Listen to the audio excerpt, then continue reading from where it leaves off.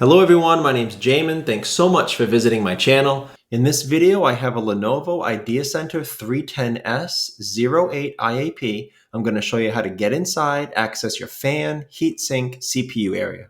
So first thing, power down your computer the correct way. Make sure it's off and unplugged from your power cord. Okay, so I'm going to unscrew this screw here and this screw here to take off this panel. After that, you can grab this panel right here and pull it, and it releases.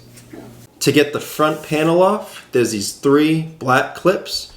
We're gonna pull out that one, pull out that one, pull out that one. Lift up the computer a little bit, and the front face can come off. As a general computer repair side note, guys, whenever I'm working on a computer in my shop, it's sitting on an anti-static mat. Either that or an anti-static bracelet are great ideas to avoid damaging anything in your computer when you're working on it.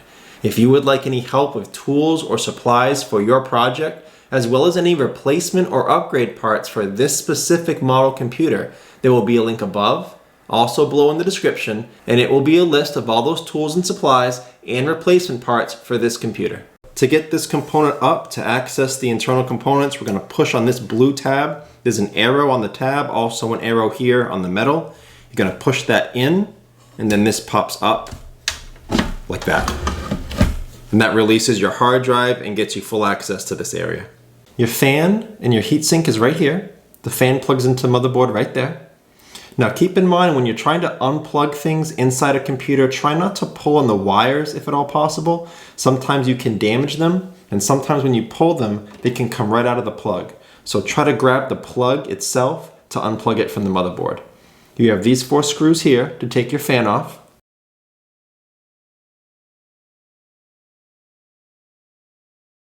After your fan comes off, you have this little black bracket here that kind of holds it in place and cradles it. That goes at a slight angle compared to the other screws. And if you're looking to get your heatsink off, you have these 4 screws here. I guess the last thing to mention about this kind of an operation, if you are going into your computer and you expose the thermal paste above your CPU to air for any reason, it does need to be reapplied.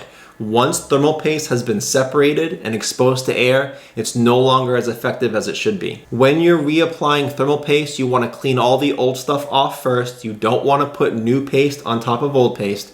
And when you're reapplying thermal paste, you don't want to put too much. If you put too much thermal paste down, it could end up locking heat in rather than facilitating its transport out.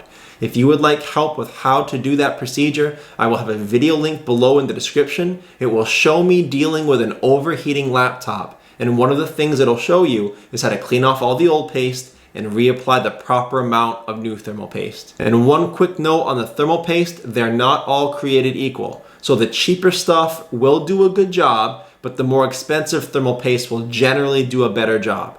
In that list I told you about below in the description with all the replacement parts and tools for this computer, I will include a couple different options. I'll include a cheaper thermal paste if money is a really big factor, but I will also include a little more expensive thermal paste that will do a better job. But that's the end of this instructional video. I hope it was helpful. Please like and share if it was, if you think it can help someone else. Feel free to subscribe if you enjoy DIY computer content, or if you want to keep me on hand to answer any future questions. I do answer all questions at least a couple times a day. Remember though, if you do have a question, check out the FAQs in the description first. It could save you some time waiting for an answer. Thank you so much everyone. I look forward to seeing you on my next video.